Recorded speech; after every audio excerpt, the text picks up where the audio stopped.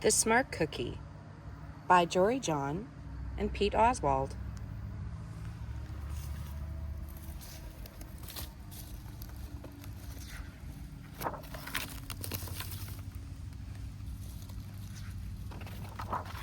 The Smart Cookie.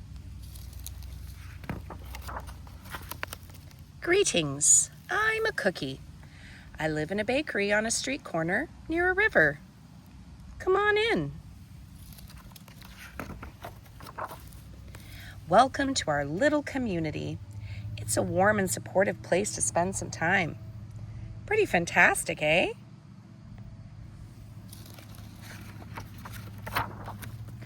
These days, life is sweet, but my journey wasn't always a cakewalk.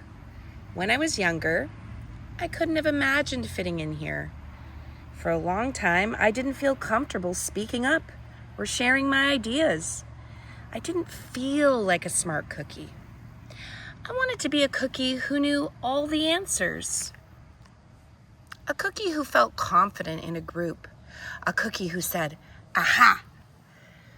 when solving a puzzle, like this. Aha!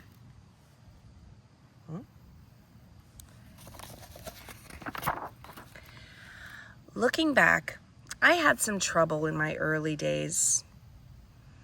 I went to school in a gingerbread house. Our teacher, Miss Biscotti, was kind and patient. When I arrived each morning, she'd wave at me and smile. But I didn't get the best grades, and I never raised my hand because I couldn't think of the answers as fast as the others. And I was the last to finish most tests.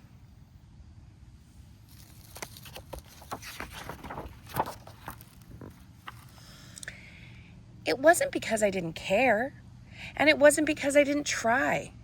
Sometimes I'd get distracted and mess up, even though I knew the material. Those were the most frustrating moments of all. Once, I misspelled the word dough. That was rough. And another time, I added when I meant to subtract. Occasionally, we'd have a lesson where I had absolutely no idea what was happening. I just couldn't keep up. I imagined that my desk was a raft and that I was completely lost at sea, because that's what it felt like.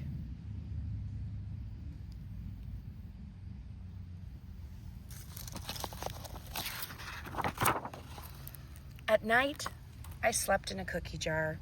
I had about 6 dozen roommates. Move! You move! No, you move! No, you move! No, you move! I'd stay awake and stare out the window and worry. And it went this way day after day. But then something happened that changed everything.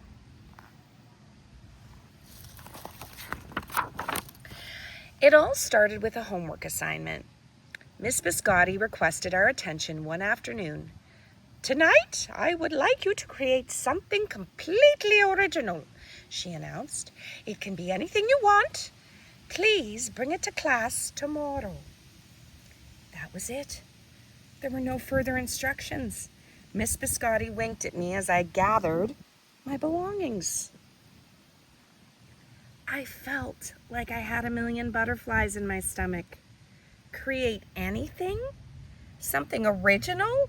Due tomorrow? Gulp. When I got home, I immediately went to work. At first, I tried a cooking project. The results were half-baked. Next, I tried to hammer and nail something. It splintered immediately. Then, I tried making a sculpture. It was a complete bust. I wondered if I was about to fail yet another assignment. I was stuck. I stared out the window and watched the rain hit the river. There was something mesmerizing about the water, how it moved in such a chaotic way, swirling around and around, yet ultimately figuring out exactly where it needed to go. Aha! Suddenly I had an idea. I decided to write something original, a poem.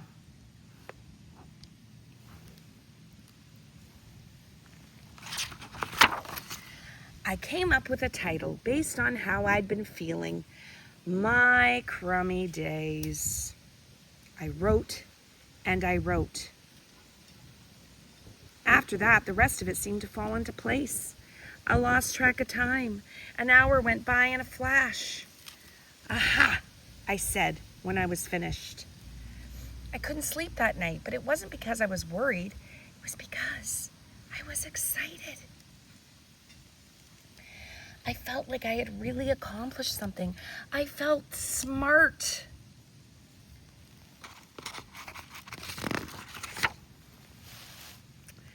The following day, Mrs. Biscotti asked for volunteers to share what we'd created. One kid showed off his original frosting art. Another kid revealed her sprinkle distribution machine. It was neat seeing how everyone was good at such different things. Finally, Miss Biscotti turned to me.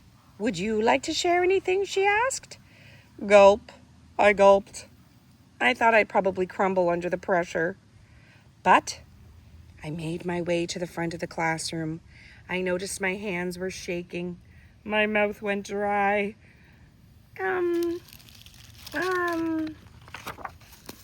This poem is called My Crummy Days, I said, my voice cracking. And then I read it aloud. As I spoke, I noticed some kids nodding at certain lines. Other kids laughed at parts that were supposed to be funny. As I built toward the finale, I felt myself becoming more confident and animated. And in the end, everybody clapped and cheered. I promise you this, I'll never, ever forget it. Miss Biscotti was beaming. "No one but you could have written that poem," she said. "It was completely original." Aha! I had done it. I'd created something and shared it with the world. Well, my world at least. The rest of the day was a blur. By recess, I was already planning my next poem.